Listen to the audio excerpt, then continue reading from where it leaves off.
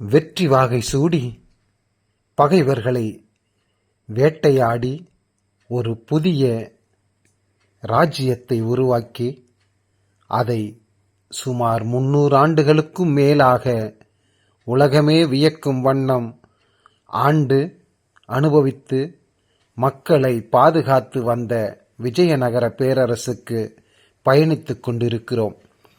சென்னையிலிருந்து ரயில் வழியாக கர்நாடக மாநிலத்தின் ஹொசப்பேட் ரயில் நிலையத்திற்கு இறங்கியிருக்கிறோம். காலையில் இறங்கி இங்கிருந்து சுமார் 32 கிலோமீட்டர் தொலைவில் அமைந்திருப்பதுதான் அம்பி நகரமாகும். இதுவே விஜயநகர பேரரசாகும். இதோ ஹொசப்பேட் ரயில் நிலையம்.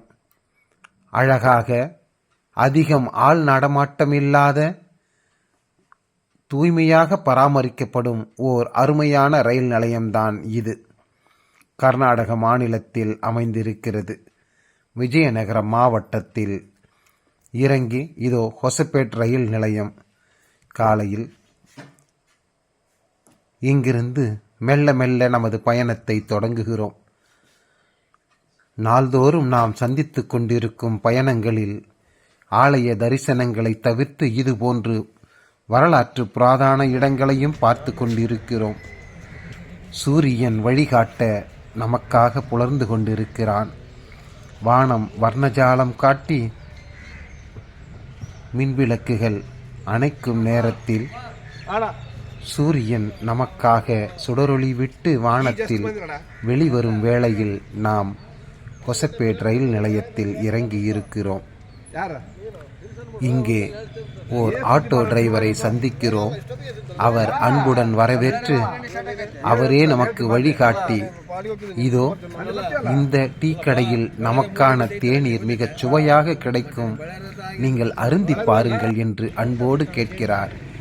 அதை அருந்திவிட்டு அவர் ஆட்டோ வழியாக செல்லும் போது நம்மை வருக வருக என்று நாம் இருக்கும் இடத்திற்கே வந்து வரவேற்பது போல் பாய்ந்து கொண்டிருக்கிறது துங்கபத்திரை நதி.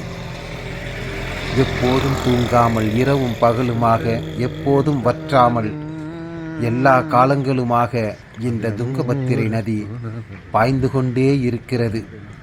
இதுதான் இந்த விஜயநகர பேரரசின் வரலாற்றையும் அதன் வளர்ச்சியையும் அதே நகரத்தின் அழிவையும் இன்று வரை கண்ணீராய் காட்சியளித்துக் கொண்டிருக்கும் ஓர் அற்புத நதியாகும். இந்த நதியை பார்க்கும் போதே நாம் அம்பியை நோக்கி பயணிக்கும் பயணத்தில் ஓர் சுகமும் ஆர்வமும் நம்மிடம் வந்து அப்பிக்கொள்கிறது. அப்படிப்பட்ட ஒரு இனிய அனுபவமாக துங்கபத்திரை நதியை கடந்து நமது பயணங்களை தொடர்ந்து கொண்டிருக்கிறோம். அருமை நண்பர்களே, நம்மோடு பயணியுங்கள். தொடர்ந்து இதுபோல் வரலாற்று இடங்களையும் ஆலயங்களையும் சந்திக்கலாம். அடுத்த காணொளியில் சந்திப்போம். நன்றி, வணக்கம்.